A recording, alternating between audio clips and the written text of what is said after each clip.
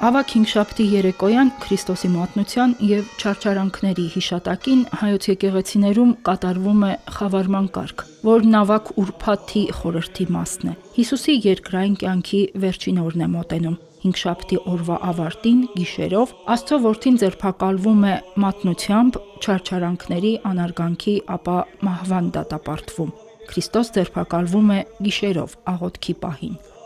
Եկեղեցիներում խավարման և վշտի արարողությունը ձգվում է մինչև կեսգիշեր։ Սուրբ խորանին 12 մոմ է վառվում։ Դրանք առաքյալների խորհրդանիշն են։ Կենտրոնում Քրիստոսին խորհրդանշող մեծ մոմն է, որովհետև խավարման գիշերվա մթից ազատագրող լույսն է Քրիստոս։ Արարողության ընթացքում ավետարան է ընթերցվում Տիրոջ կյանքի վերջին երկրային օրվա դեպքերի մասին։ Աղոթք է հնչում, վկայվում են Հուդայի մատնությունը, Հիսուսի ձերբակալությունն ու հրեա քահանայապետների մոտ տարվելը, չարչարվելն ու անարգվելը, Պետրոս առաքյալի ուրանալն ու զղջալը։ Յուրաքանչյուր ընթերցումից հետո ամեն կողմից մեկական մոմ է մարվում։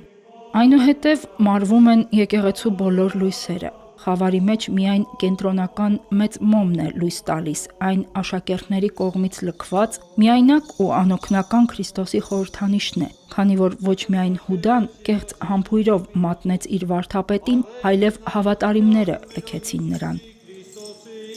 Թե ընթերցվածքները, թե շարականները նաև Քրիստոսին պատած վշտի, դավաճանության ցավի և չարչարանքների սպասումի մասին են։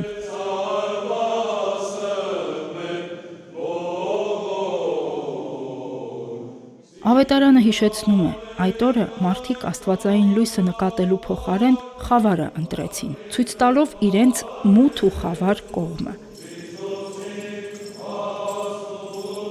Չնայած դրան լույսը չի պակասում, և եթե անգամ հանգամանքների բերումով հավատքդ էլ ուրանաս, Աստծո սերը չի նվազում։ Աղոթքի, ապաշխարության ու կրկին դեպի Տերը դառնալու խորհուրդն ունի խավարման կարգը։ Հերմինե Հակոբյան, Գևորգ Ավագյան, Վռամ Խանամիրյան, Եկեղեցական կյանք։